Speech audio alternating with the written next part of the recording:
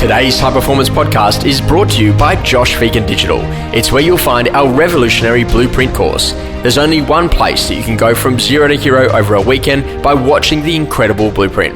It's everything you'll need to be that $1 million agent. Prospecting, listing, negotiation, and growth. Broken up into short 15-minute pieces, skip to the content you need now or watch from the beginning to end. Only on Josh Vegan Digital. Welcome to High Performance, the podcast featuring Josh Vegan and Alexander Phillips.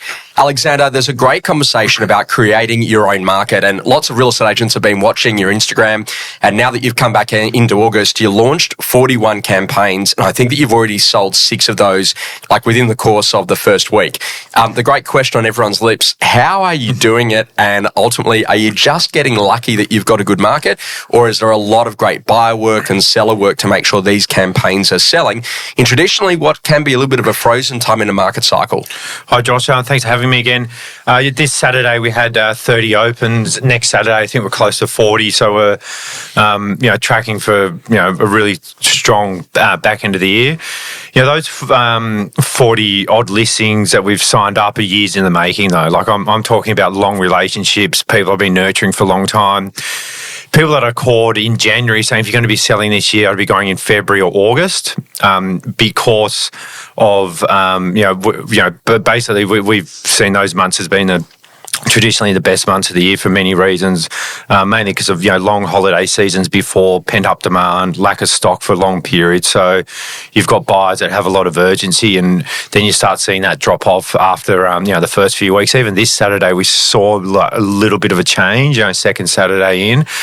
So those 41 listings don't just happen overnight. Like it's been a lot of conversations, vendors asking us when is the best time to sell, we don't need to sell. They come to us for advice, and we give them the right advice, and it shows in our results, and it shows in what's happened so far. And those 6 properties that we've sold were sold at strong prices. Some of them a couple $100,000 above reserve because they'll put on at the right time of year. So what that also does for us is we're now set up for the rest of the year. Like we'll be our goal between the day I got back from the 25th of July to the end of the year is 107 sales, and it's 7% in.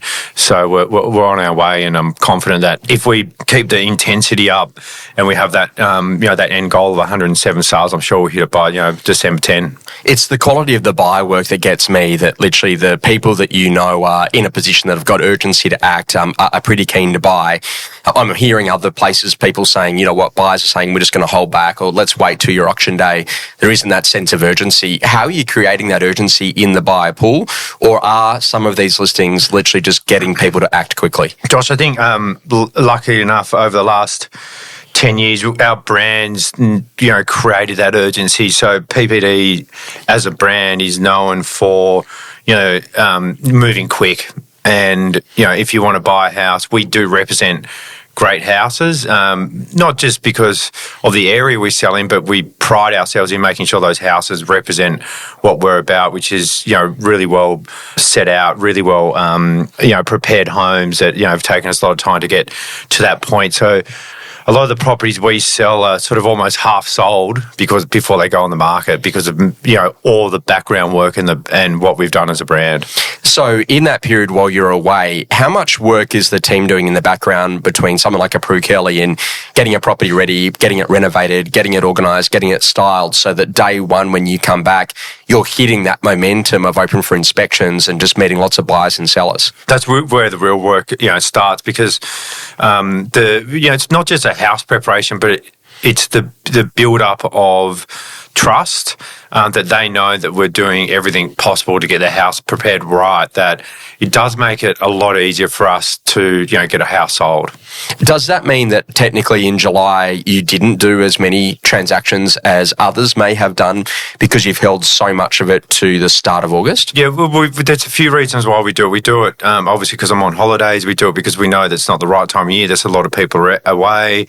I think this July we ended up doing 7 sales, which is we didn't think we'd do sort of 2 or 3. So but now into August, our goal is 29 sales, and then sort of every month from now on will be between 25 and 30 sales until the end of the year. So we know that it's not the right month to be selling, as is we believe December's the same. So we actually plan our year around it, but that year planning started a year ago. And this is what I love about it, is that literally you're getting really strategic about when's the right time for you to be out of market, when's the right time for you to be in market, what are you doing leading up into those particular points. So nothing's by surprise. So Alex is not letting a market just take care of him. He's getting very, very focused on what is the best interest of his sellers to make sure that he goes to maximise sale price and to get those particular properties sold.